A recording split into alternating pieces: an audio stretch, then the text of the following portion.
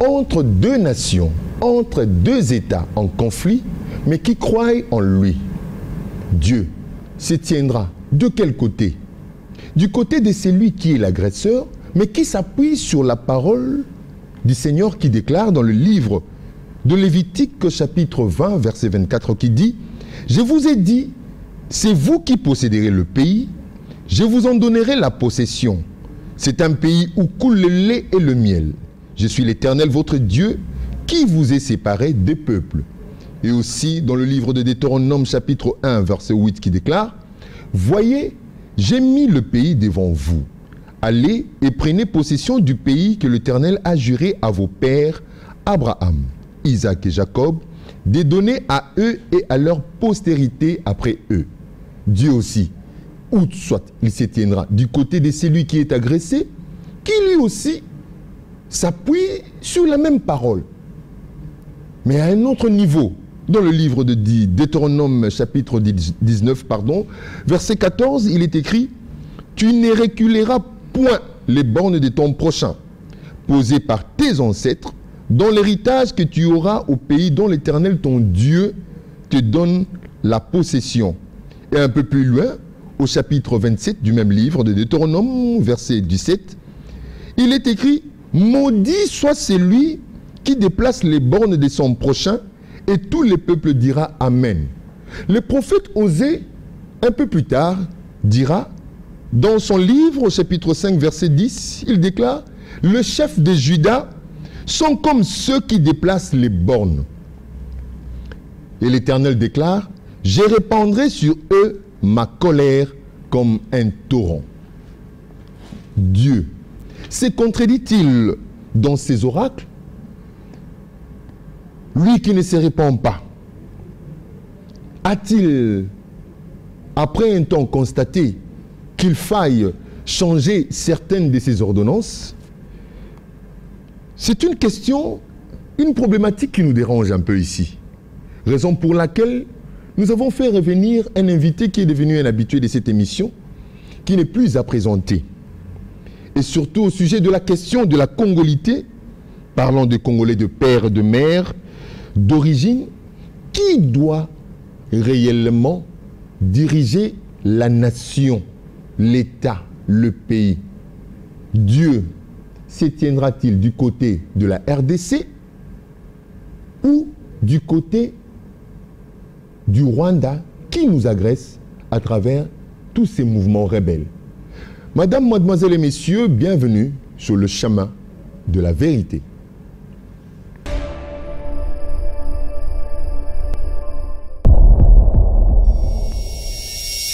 Heureux de vous retrouver pour ce 80e numéro. Nous nous approchons petit à petit au 100e numéro.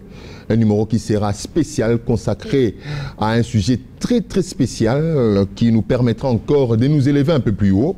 Aujourd'hui, nous avons fait revenir encore celui qu'on appelle le moindre de tous, qui se considère lui, le moindre de tous, mais que nous estimons être aussi classé parmi les grands. Lui, qui n'est plus à présenter, l'évangéliste Roger Baka, qui nous revient d'un séjour à l'extérieur du pays pour raison de séminaire, d'enseignement, pour affermir encore, surtout particulièrement, les peuples de Dieu et les peuples congolais de la diaspora.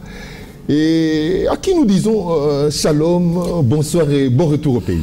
Shalom, merci beaucoup mon très cher frère Rémi. Grande ma joie d'être là encore aujourd'hui pour affermir le peuple de Dieu. Je salue tous qui nous suivent à partir de la maison. Je vous dis merci d'avoir choisi de nous suivre en ce net moment. Je vais bien et je crois que Dieu va encore nous aider à pouvoir édifier le peuple des Elohim. Que Dieu te bénisse. Comment s'est passé les séjours côté du pays de l'oncle Sam? Oui, les séjours s'est bien passé. Je suis parti pour 21 jours pour mission tout simplement d'évangile.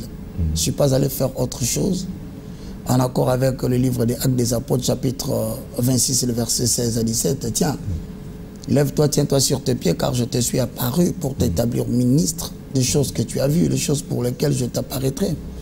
Va du milieu du peuple que je te fais sortir, vers qui je te renvoie, afin que tu leur fasses sortir des ténèbres et de l'ignorance à la connaissance de la lumière de Dieu.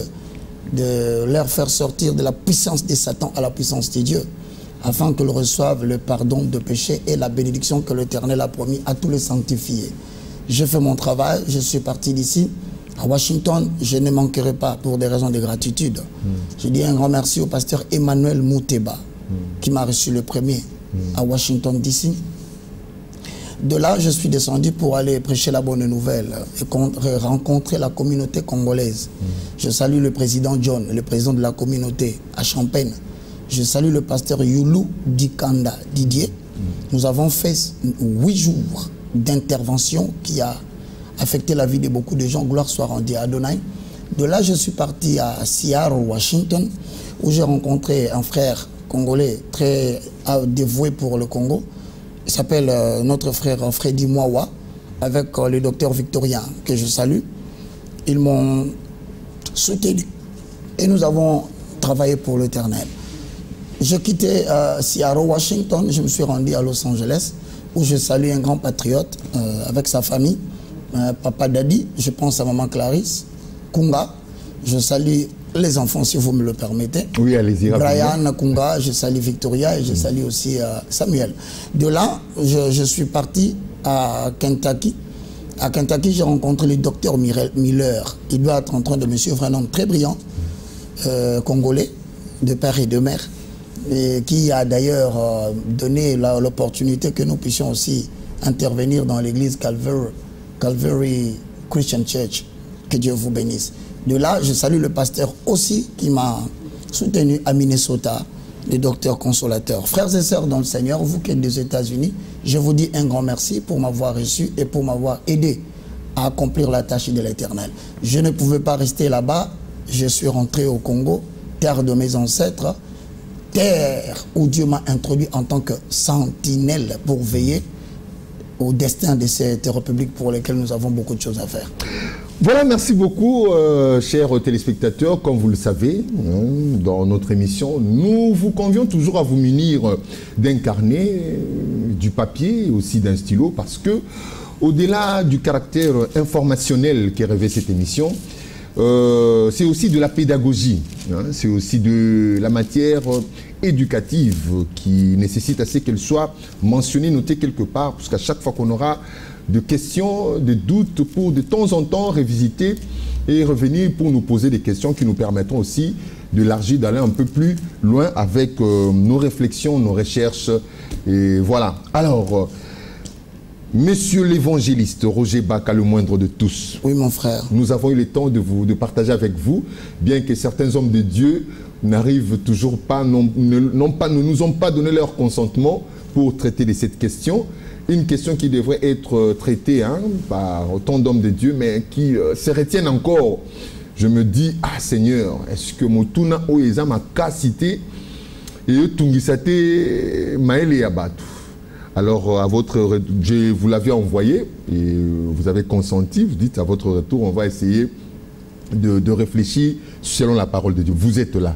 Est-ce que ça ne vous dérange pas? Ça ne vous a pas dérangé? Ça ne vous a pas tiqué un peu quand je vous ai soumis cette problématique? Je peux te rassurer, mon frère Rémi, mesdames et messieurs, la problématique que Rémi m'a soumise, j'ai pris plus ou moins 15 minutes. J'étais entre d'accord ou non. C'est un sujet très délicat. C'est un sujet qui touche de manière brute l'avenir de la RDC. Ça touche le centre même de la victoire que le Congo doit obtenir dans cette guerre avec les autres nations frontalières. Ça fait peur. Parce qu'on engage Dieu. C'est parce que la personne qui va prononcer cet engagement, c'est quelqu'un qui doit être rempli de la présence de Dieu. Sinon, c'est le psyché, c'est son âme qui prend le dessus sur lui et les émotions font peur. Et je me suis posé même la question, avant de venir, de te poser la question aussi, Rémi. Mais d'où te vient cette proposition? je veux savoir, moi j'essaye de me débarrasser de la peau des Congolais. Mais je pose la question, j'aurais bien voulu avant de commencer l'émission, avec cette très belle introduction que tu as fait, qui pose des fondements et qui a fait avaler le rouleau de manière autoritaire dans les livres de Deutéronome, dans différents sujets, différentes références. Rémi, ce n'était pas facile. Mais j'ai demandé à Dieu, accompagne-moi, je voudrais parler dans ta présence. Merci beaucoup. Nous sommes un peuple croyant, bien que laïque, l'État est laïque. Les deux États sont laïques, hein. Il faut qu'on ne mâche pas le mot, ou bien qu'on donne l'autre langue au chat. Notre pays, la RDC, République démocratique du Congo, est en conflit avec la République du Rwanda. Depuis un certain moment, nous sommes agressés par un mouvement qui sont qualifiés de terroristes. Et ces deux pays, ces deux nations, la majorité de sa population est croyante. La majorité de sa population n'est pas athée. On croit à l'être de Dieu, on croit à l'existence de Dieu, et la majorité, elle est chrétienne. Il faut qu'on se le dise. Parce que nous avons vu le chef de l'État, notre chef de l'État, très cher à nous, Félix-Antoine Tshisekedi Tshilombo, consacrer les pays à l'Éternel des armées. Et nous voyons aussi de l'autre côté des hommes de Dieu qui font des déclarations, hein, des oracles, qui prononcent des oracles, soi-disant qu'ils ont des promesses de la part de Dieu. Et c'est ce qui nous a poussé un peu à réfléchir, à aller au-delà de repousser un peu nos limites là dans nos réflexions, dans ce que nous pouvons nous imaginer. Dieu maintenant, est-il réellement ce Dieu que nous croyons, ou Dieu est façonné selon nos entendements? C'est-à-dire, moi, parce que j'ai donné des références bibliques, j'ai commencé d'abord par l'agresseur. Tout à fait. Qui se tient sur un appui qui le renforce. Et qui d'ailleurs le pousse. Et qui d'ailleurs qui le prêche à son peuple aussi. Et au même moment, nous autres ici, nous ne voulons pas être agresseurs, nous ne voulons pas être bagarreurs, mais du moins, nous nous tenons, nous nous appuyons aussi à ce même Dieu-là qui nous renforce par une ordonnance. Parce que c'est une ordonnance. Quand le président signe, il dit, tu ne te places pas. Maudit soit celui qui fait ça. Dieu. Est-il réellement Dieu? Bon. Merci beaucoup, mon très cher ami. Tout droit, je vais descendre vers la question. Parce que du côté de l'agresseur, il y a un chef de guerre, il y a un peuple qui obéit à ses lois et une armée qui obéit à ses commandements. Il se prévalent aussi de la parole de Dieu en tant qu'écriture. De notre côté, en République démocratique du Congo, nous avons aussi des autorités militaires avec des chefs, mais qui ont aussi une armée qui va en guerre. Mais vous verrez que du côté de la RDC, l'armée aussi, avec ses prédicateurs, ses aumôniers, ils se prévalent eux aussi des Écritures. Alors la problématique de Romy se pose sur quel point? La problématique se pose sur le fait que toutes les deux parties se prévalent des Écritures, mais Dieu est de quel côté? Mesdames et messieurs, frères et sœurs dans le Seigneur, lorsque vous prenez votre parole de Dieu, j'espère que tout le monde a sa Bible à la maison, parce que j'aimerais bien soutenir ma parole par les Écritures, car Dieu a placé la Bible au-dessus de lui-même. Écoutez bien, dans le livre des Psaumes, au chapitre 119, le verset 5, je paraphrase.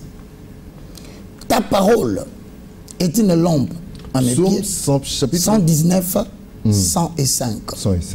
Ta parole est une lampe à mes pieds et une lumière sur mon sentier. Tout celui qui lit cette écriture s'aperçoit qu'il y a deux dimensions de la parole. La première dimension, la parole en tant que lampe, qui ne peut éclairer que de manière statique là où tu te trouves et à quelques mètres de ton déplacement. Vous êtes d'accord avec moi? Mais lorsque la parole devient lumière, elle est différente de la lampe. Elle peut éclairer selon la voiture 50 et 100. C'est pourquoi vous entendez parler d'une voiture. La voiture est allumée à 50 ou c'est allumé à 100. Allumé à 50, c'est une lumière qui s'étend jusqu'à 50 mètres. Ce qui veut dire que de là où vous êtes, il y a une dimension de la parole qui peut prévoir 50 mètres d'avant vous. Il y a encore une nouvelle dimension qui peut aller jusqu'à 100 mètres. Autrement dit, cette parole que vous pouvez recevoir peut prévoir votre vie de demain, du lendemain, d'une année ou de 2 ans. Alors, moi, je vous pose la question. Toutes les nations parlent de la parole de Dieu. S'agit-il de la parole lampe ou s'agit-il de la parole lumière? Plaise à Dieu qu'à travers cette émission, que nous puissions dire à l'armée congolaise, à ceux qui nous dirigent, qu'il faut que nous soyons dirigés par la parole en tant que lumière. Écoute-moi bien, mon frère.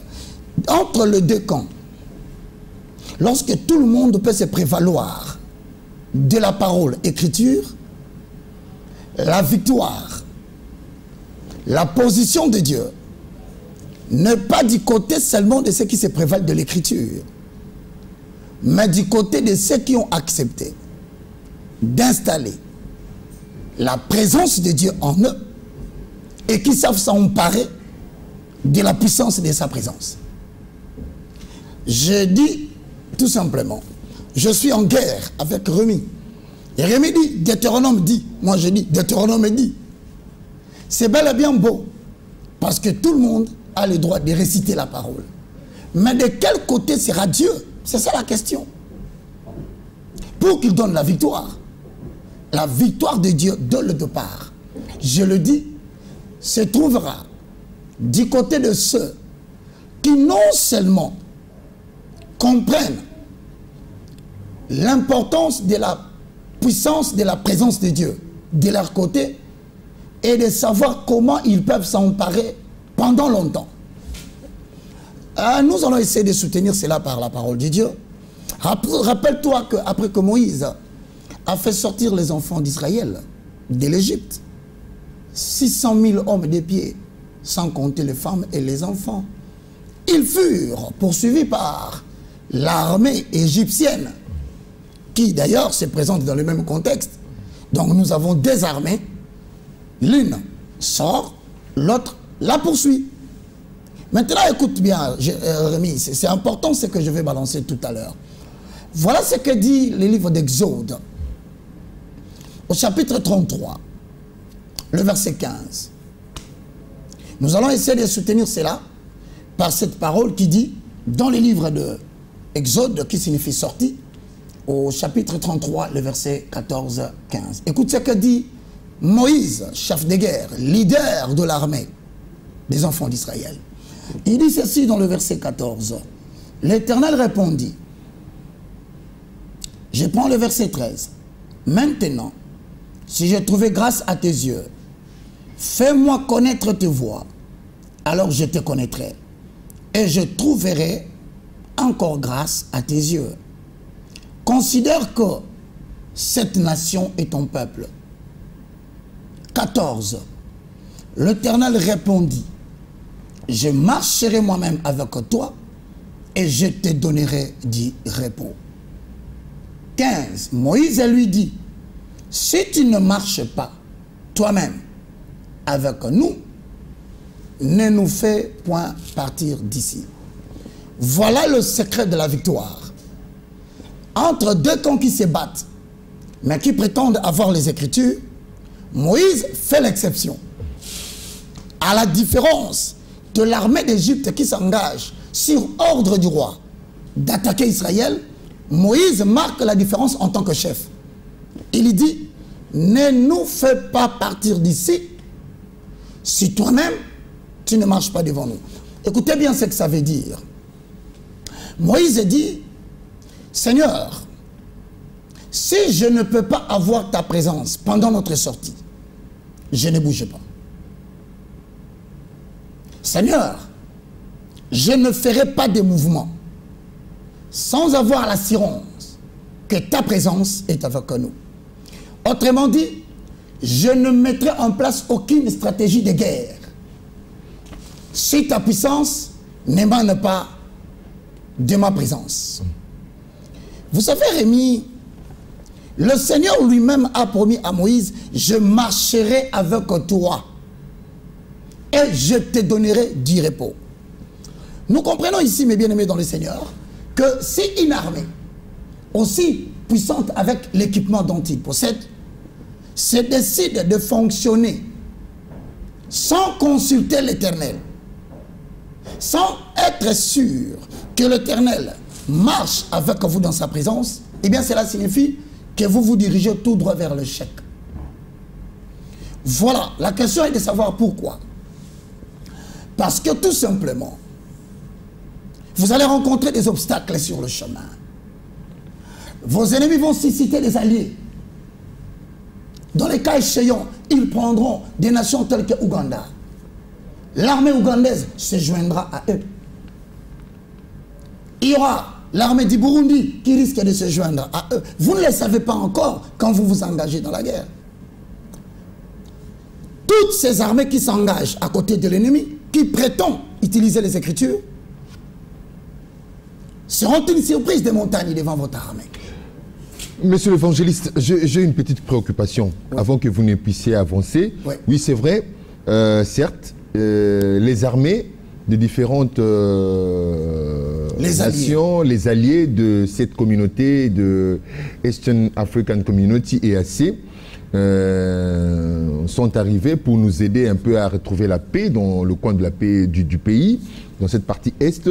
Et vous dites en même temps aussi que ces nations, ces armées risquent de se retourner contre nous et d'appuyer l'ennemi qui nous agresse. Oui. Non seulement cela, mais aussi s'associer à eux de manière cachée. Cachée, voilà. À jouer un peu à l'hypocrisie. Ça sera maintenant des montagnes à la sournoiserie. Voilà. Donc, alors, mais quand vous parlez de l'Égypte, oui, l'Égypte, l'armée égyptienne est partie pour attaquer l'Israël et les contraindre à rester en esclavage. Tout à fait. Sur ordre du roi, du pharaon. Ouais.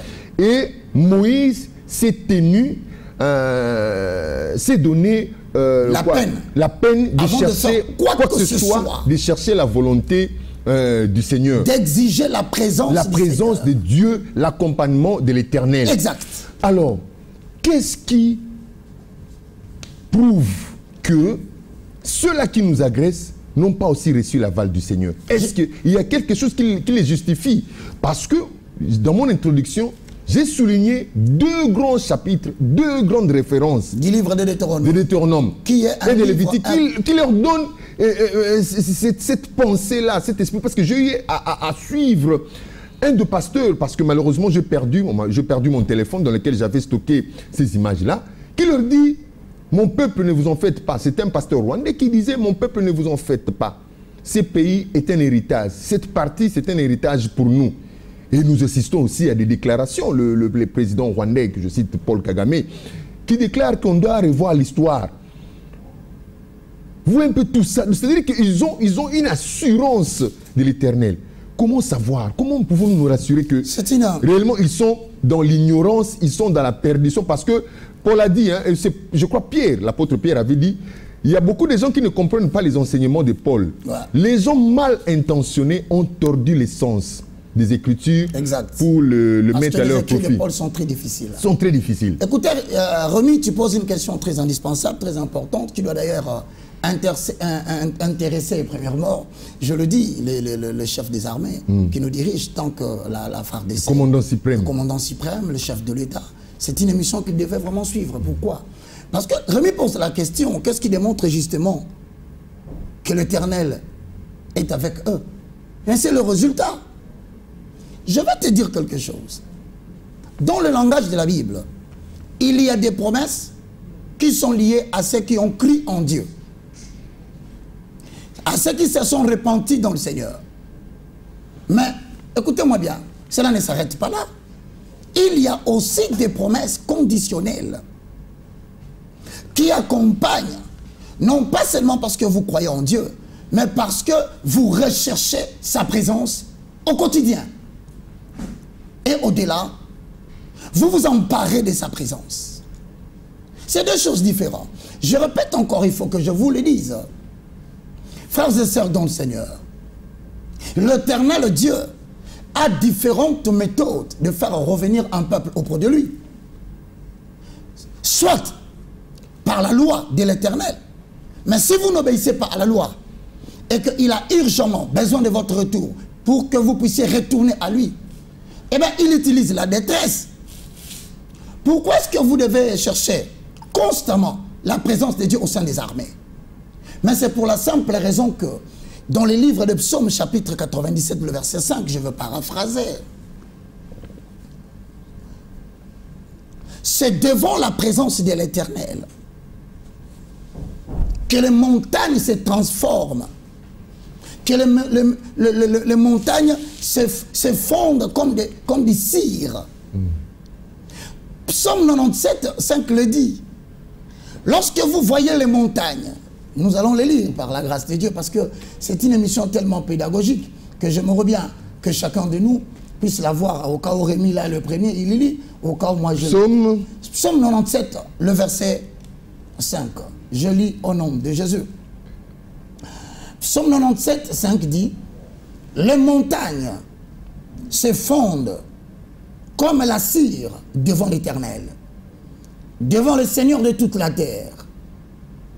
Autrement dit, considérons l'équipement sophistiqué du Rwanda, si vraiment il est Anna, comme une montagne, eh bien, ça va se fondre comme la cire devant l'armée qui marche avec sa présence. Peu importe le nombre de personnes qui peuvent l'accompagner en tant que coulisses pour l'exploitation illicite des matières premières et de la conquête de l'espace de l'Est, les montagnes se fondent en cire devant l'armée de l'Éternel. Je voudrais te rejoindre en disant ceci.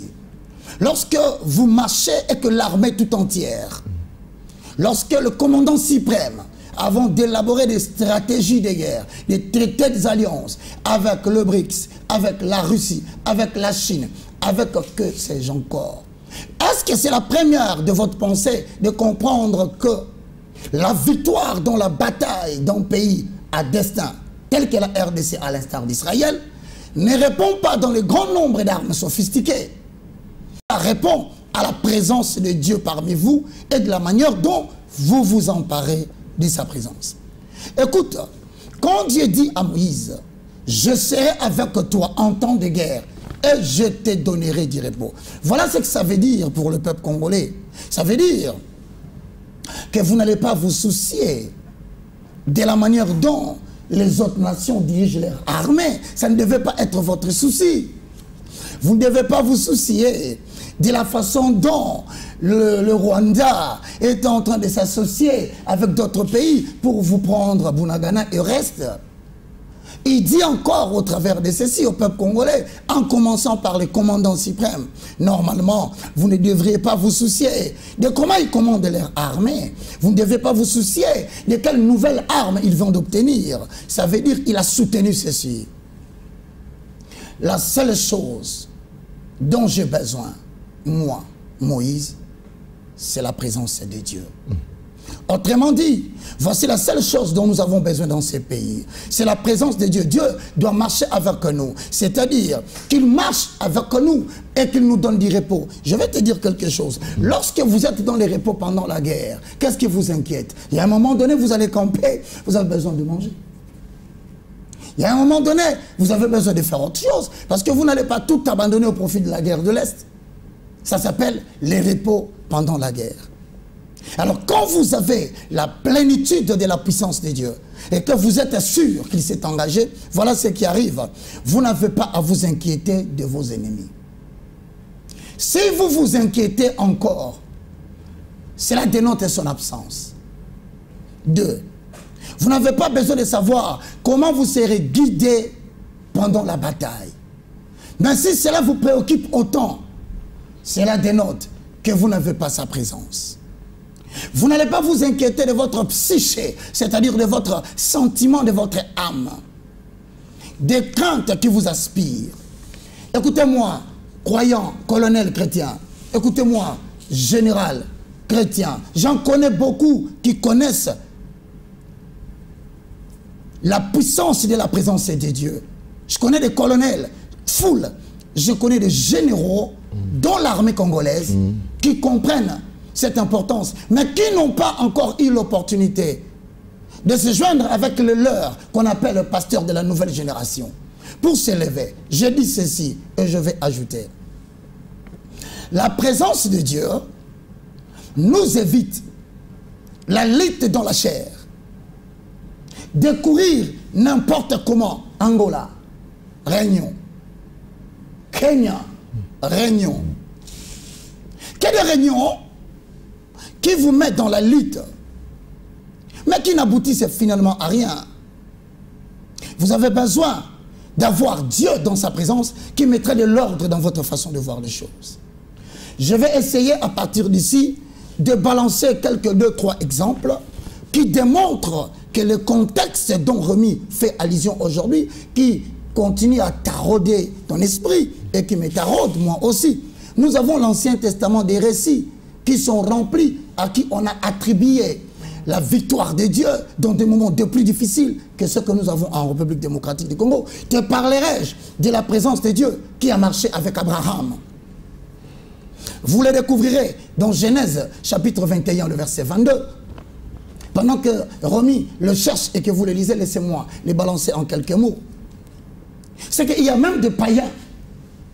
Il y a même des gens qui ne connaissaient pas Dieu, oh frères saints, mais qui ont découvert que Abraham était avec Dieu. Dans Genèse 21, 22, Abimelech a formulé cette phrase. Il dit, Abraham, Dieu est avec toi dans tout ce que tu fais. N'est-ce pas? Si vous les regardez bien dans vos Bibles à la maison, vous remarquerez que dans les livres, il est écrit dans Genèse chapitre 21, le verset 22, il dit exactement ce qui suit. En ce temps-là, Abimelech, accompagné de Picol, chef de son armée, Rémi, tu parlais de l'armée. Abraham était accompagné du chef de son armée. Parla à Abraham, alors qu'Abimelech avait une armée. Mais écoute ce que le chef de l'armée d'Abimelech, qui était avec Abimelech, dit. Il dit ceci, Dieu est avec toi dans tout ce que tu fais. Comment une armée qui n'est pas avec Abraham, mais reconnaît que Dieu est avec lui autrement, il lui dit, Abraham, j'ai l'impression que Dieu te précède. J'ai l'impression que Dieu te guide. J'ai l'impression que l'Éternel des armées te protège. Voilà, il veut dire en d'autres termes, Abraham, il y a un signe distinctif dans votre armée. Voilà, d'ailleurs, voilà, le signe. Ok, on y arrive. D'ailleurs, vous avez anticipé un peu. Donc, voilà. Étant dans les signes distinctifs, voilà ce que Genèse chapitre 15, le verset 1. Abraham aussi s'est emparé de la présence de Dieu.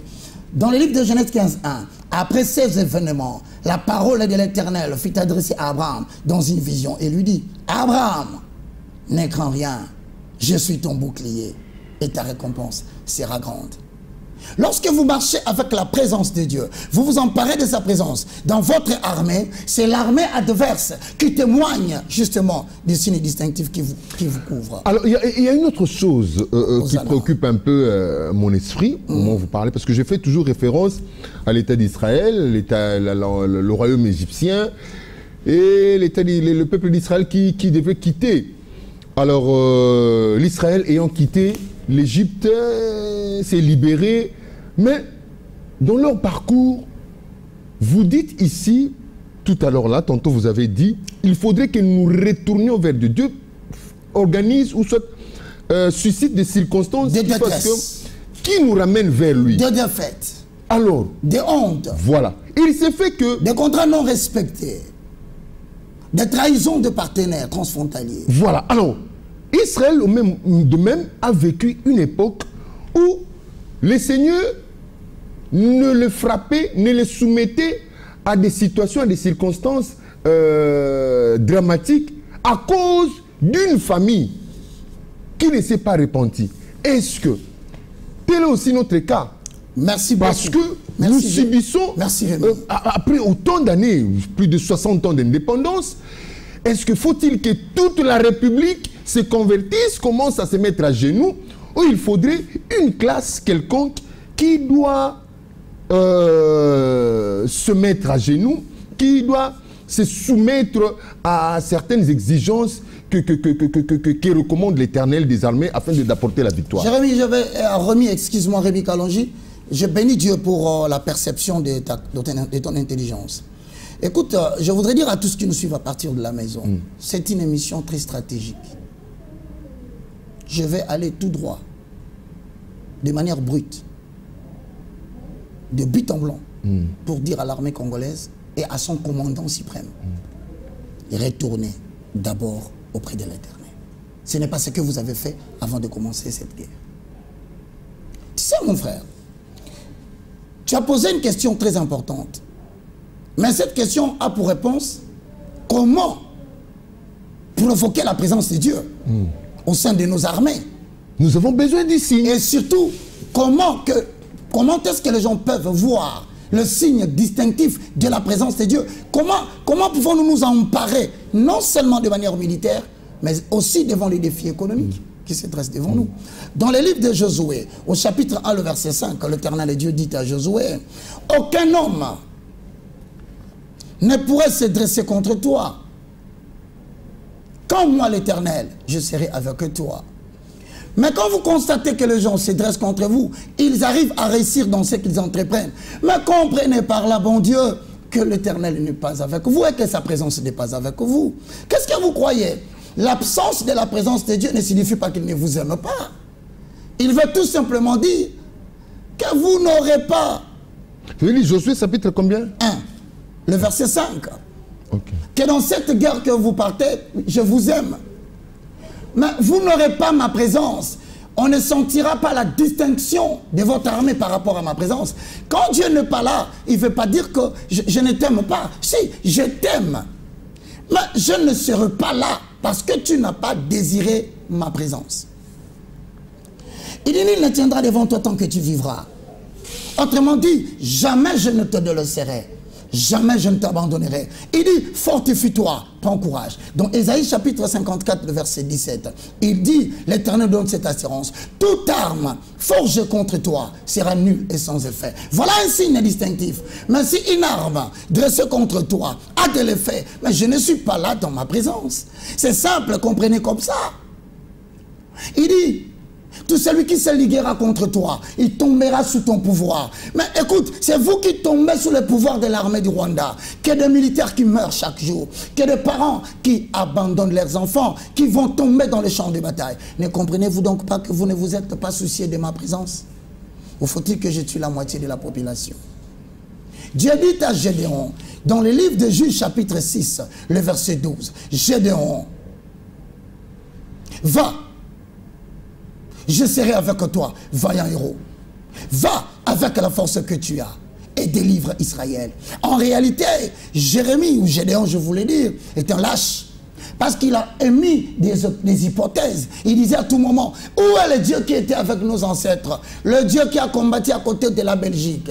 Le Dieu qui a gagné la guerre de Gambela. Le Dieu qui a libéré la France. Le Dieu qui a donné la victoire à l'Europe. Où est partie cette armée? Il s'est plaigné. Et bien Dieu lui dit, tu sais ce qui se passe? Quand vous vous imprégnez de ma présence, je transforme le paresseux en vaillant héros. Voilà ce qu'il voulait dire. Je viens, mon cher, permets-moi. Si Dieu est pour nous, tu m'as dit cette référence, Romains chapitre 8, le verset 31, si Dieu est pour nous, qui sera contre nous? Est-ce la communauté internationale dont on cite le nom? Est-ce la France? Oui, parce qu'ils sont vraiment dedans dans cette guerre. Est-ce la Belgique? Oui, parce qu'ils sont vraiment dedans dans les intérêts de traitement et d'exploitation illicite des matières premières.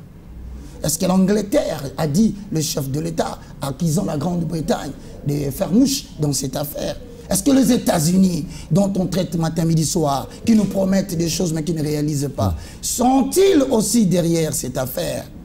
Écoutez-moi bien, si Dieu est pour nous, personne ne sera contre nous. J'aimerais bien dire à ceux qui me regardent, hein, parce qu'il y a beaucoup de gens, lorsqu'ils me suivent à la télévision, ils me disent toujours, mais c'est Bakala, il a toujours dit des prophéties, il a toujours dit, est-ce que toutes les nations qui sont allées en guerre, est-ce qu'ont-ils utilisé sa méthode? Eh bien, je leur ai dit, vous voulez utiliser les méthodes des autres? Eh bien, quittez l'Europe, venez vous battre vous-même ici, si vous avez une proposition, si vous rentrerez vivant.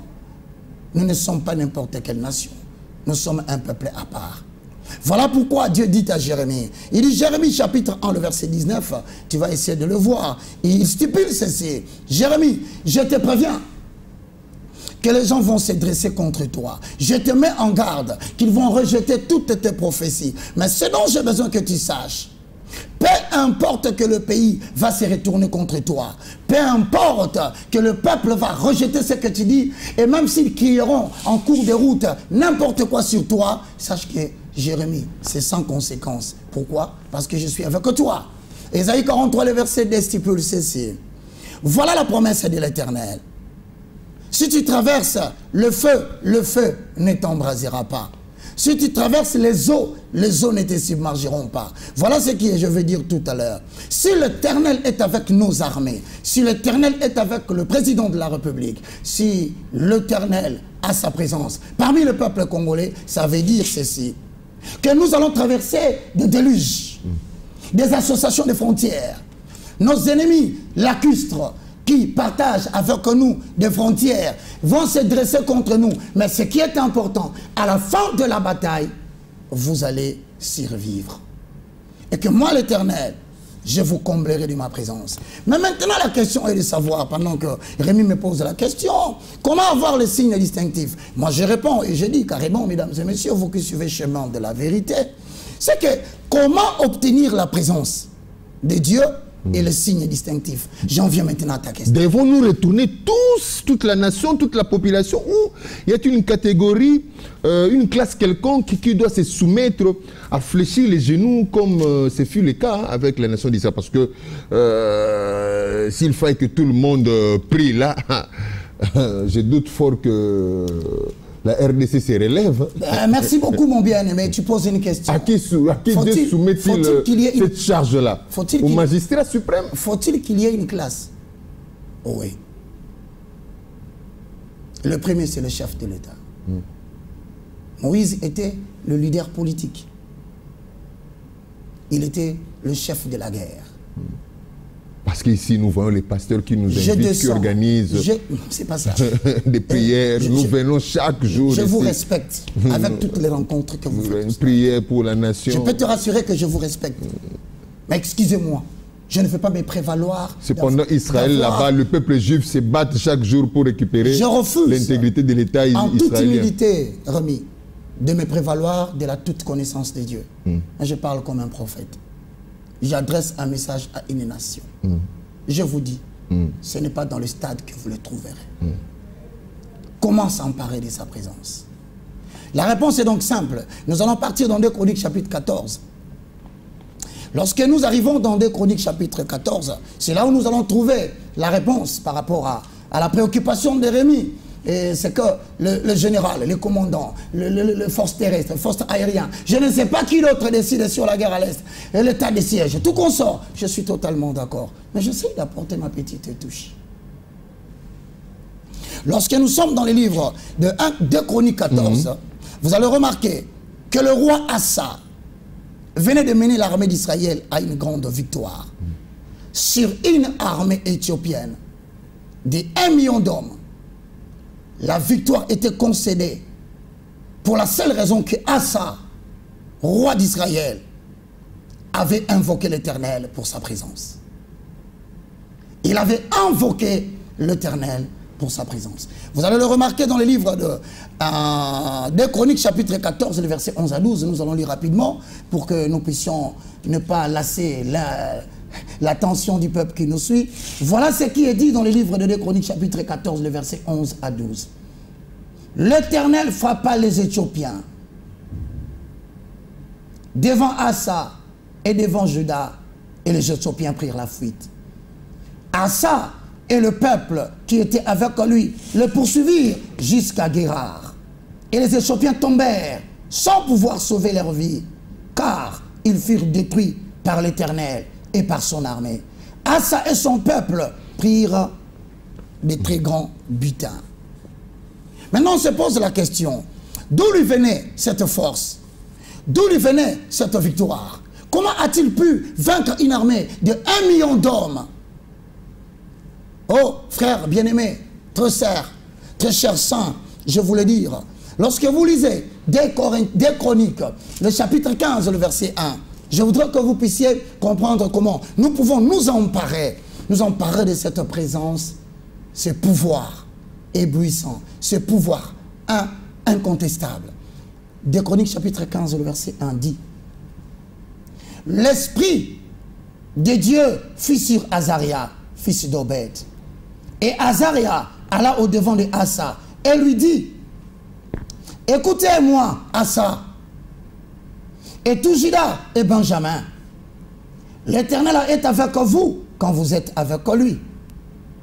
Si vous le cherchez, vous le trouverez. Mais si vous l'abandonnez, il vous abandonnera. Pendant longtemps, il y a eu pour Israël ni vrai Dieu, ni sacrificateur qui enseigne les lois.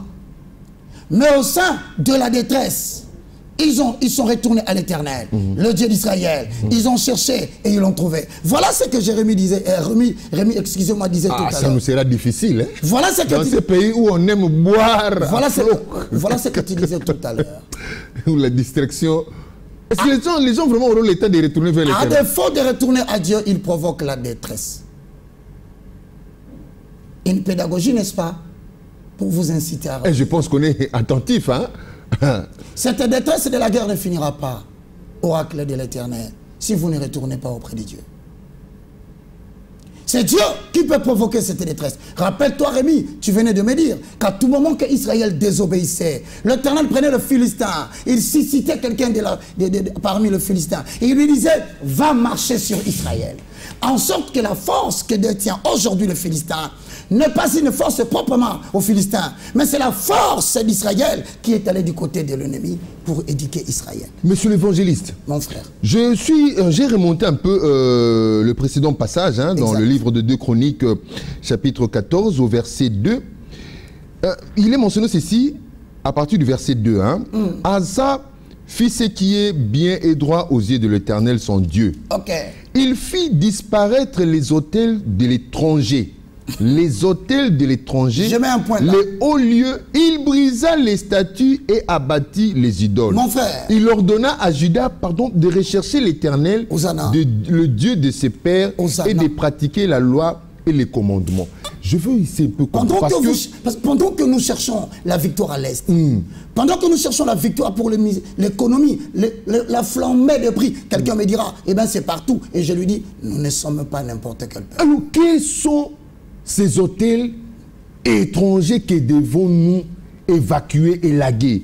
Quels sont ces hauts lieux idolâtres que nous devons dégager, ces statues? Vous voulez découvrir ces hauts lieux? Ce ne sont pas la religion étrangère qu'on nous a apportée afin que nous retournons au Dieu de nos pères, parce qu'il ordonna de Juda de rechercher l'Éternel Dieu de ses pères. De rechercher qui? Qui est ce Dieu de nos pères que devons nous rechercher? Je reconnais dans ce pays, il y eut un homme qui avait un Dieu, il s'appelait Mobutu, installé par l'Éternel. Il lui a donné la supériorité, il dirigeait, il influençait, il allait même dans d'autres nations.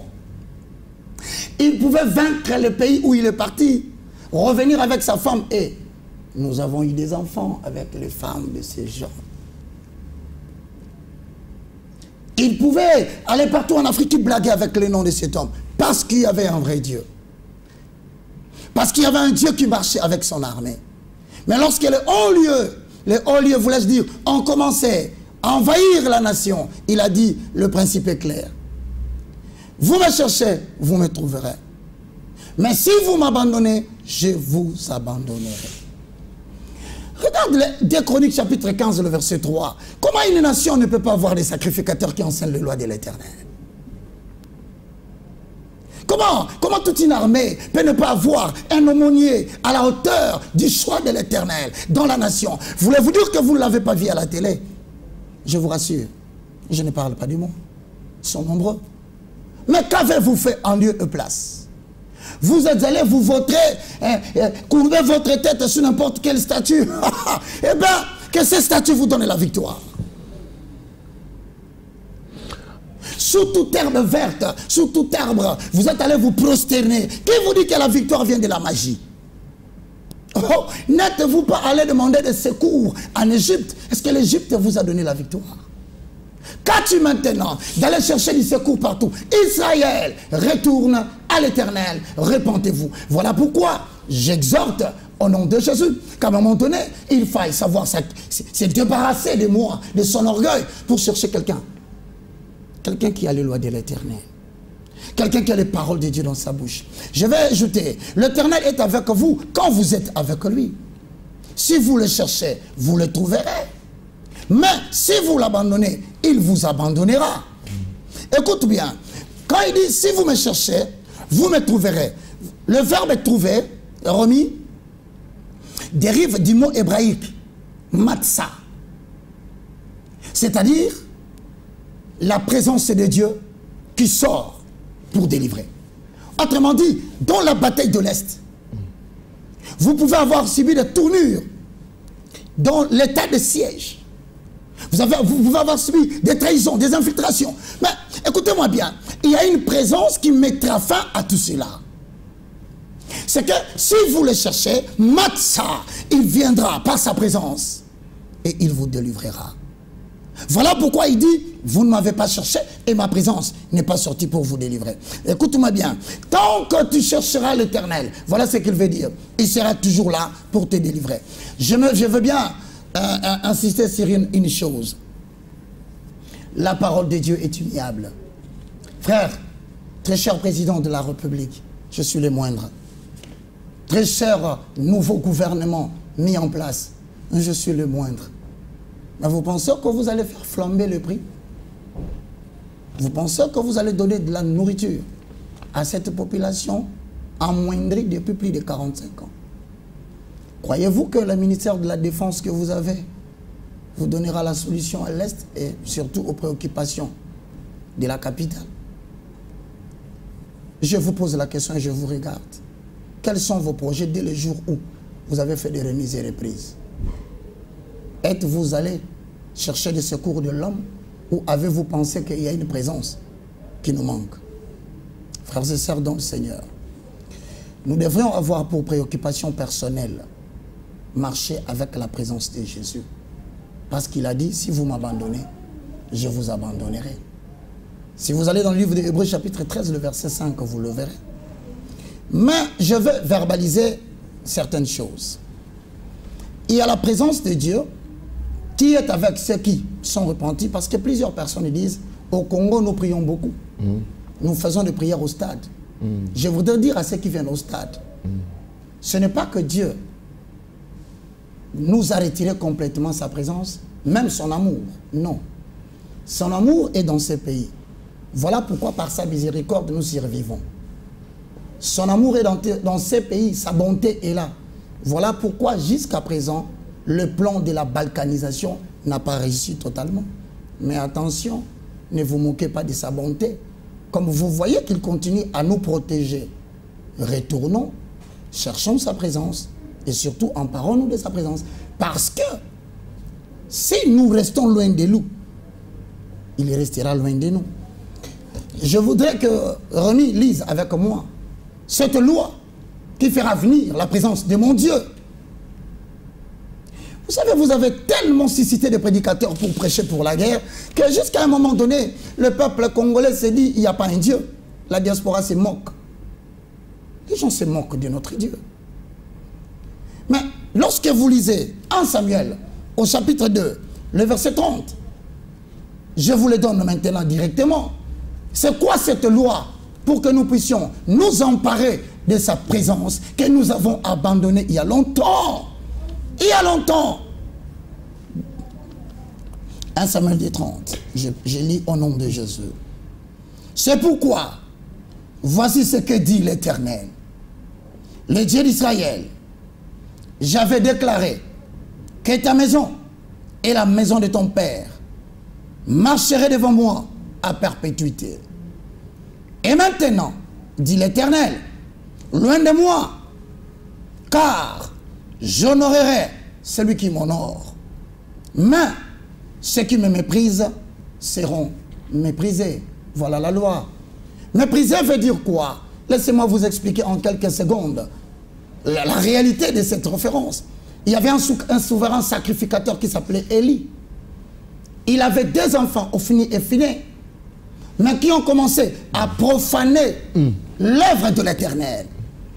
Dieu lui envoya un prophète anonyme, mon cher Rémi, qui va lui dire de manière brute, directe, y a-t-il quelqu'un, oh Dieu, donne-moi la force, Seigneur Jésus, qui peut avoir le courage de se tenir devant le président Félix et lui dire, voici ce que dit l'Éternel au sujet de ta gouvernance.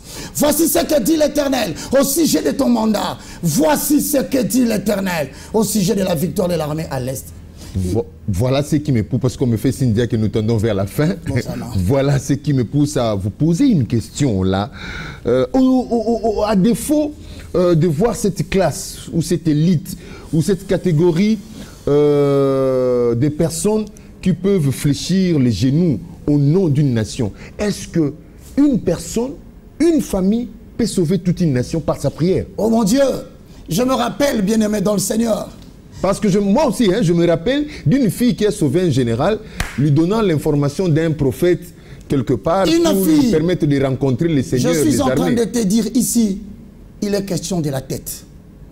La guerre de l'Est n'est pas la guerre de Baka. C'est la guerre de la République démocratique du Congo. Si cette fille n'avait pas apporté l'information, n'y a-t-il pas des gens à côté du président?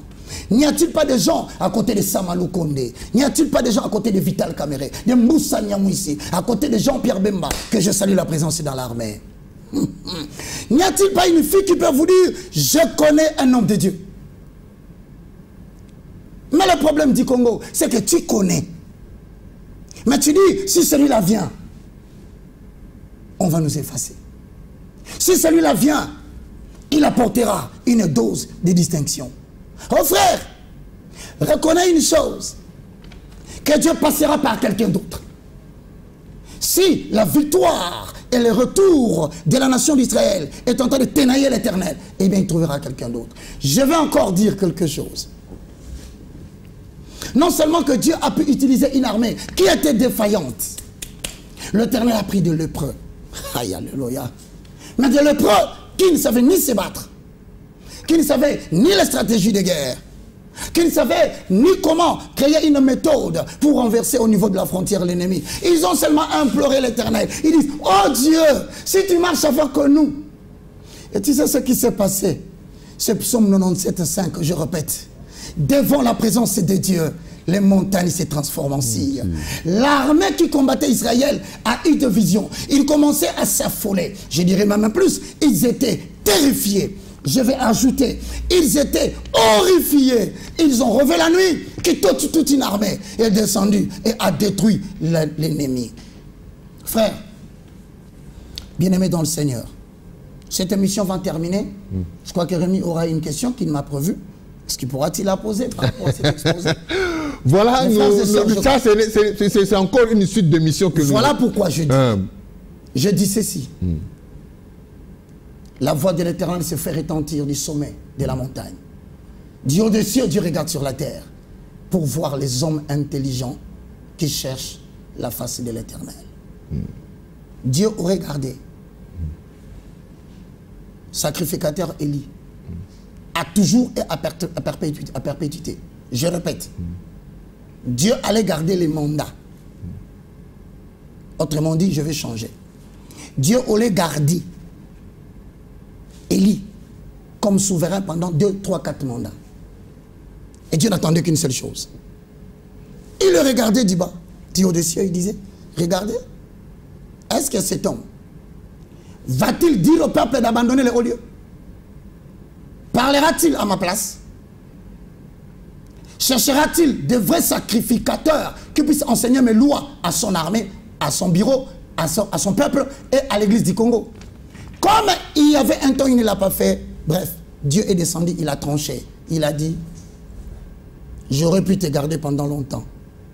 Je regarde le peuple congolais, je dis, je souhaite que vous cherchiez le croyant, le vrai chrétien, qui ne se sont pas repentis, mais qui sont incarnés par l'amour insatiable d'avoir sa présence et de s'en emparer.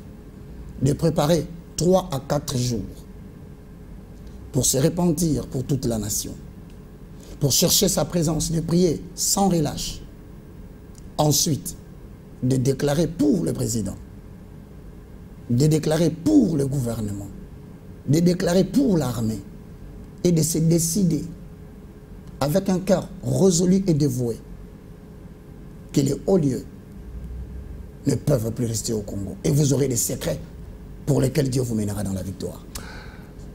Voilà, nous sommes arrivés à la fin de cette émission. Ce n'est qu'une partie remise, hein. Ce n'est qu'une introduction. Parce qu'il y a une question que nous avons posée toujours dans notre introduction, que nous n'avons pas eu le temps de pouvoir aborder. Qui est censé diriger la tête de la nation? Doit-il réellement être issu ou être descendant des ancêtres, des ascendants qui sont d'origine et de père et de mère de cette nation?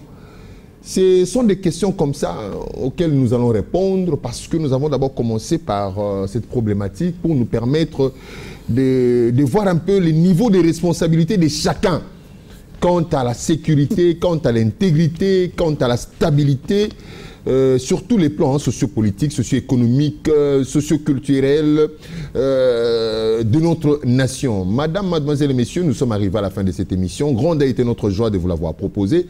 Merci beaucoup à l'évangéliste qui répond toujours favorablement à notre invitation. C'est moi qui te remercie tout le temps, balançant un petit truc. Vous, rapidement. Sais-tu quelle est la portion de terre, de quel côté en Égypte que Israël avait possédé, et jusqu'à ce qu'il s'est décidé de quitter le lieu? C'était à l'est de l'Égypte où la terre était florissante et qu'il y avait beaucoup de matière. C'est en RDC à l'est qu'un peuple s'est adressé, s'est placé à cause de son caractère florissant. Ce peuple a peur de rentrer chez eux parce que leur terre aussi est habitée par les Jébusiens. Beaucoup de gens qui sont contre leur retour. Nous allons laisser les gens un peu dans ces suspens, parce que prochainement, nous allons... C'est là qu'on va continuer. Ils ne partiront pas à cause de la fragilité de la survie de leur vie de l'Est. Nous devons chercher l'Éternel. Cherchons l'Éternel pendant qu'il s'y trouve. Il a dit, ils l'ont cherché et ils l'ont trouvé. Amen. Parce qu'ils l'ont cherché avec tout leur cœur. Amen.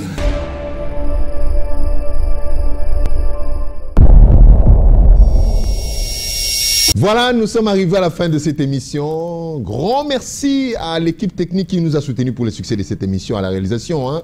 Henri Tumbonio, assisté de Bienveni Kiamwini, qu'on appelle affectueusement Windows. Yaremi Diakoubika, Timothée Piambula au cadre, Géo Cordon, Donatien Lutundula Yado Doya Zaza, toujours présent. Et merci beaucoup. Hein. Oui, Migolo Liputa toujours, avec MMM Couture Molato, le maître tailleur Martin Mwambamou Kendi depuis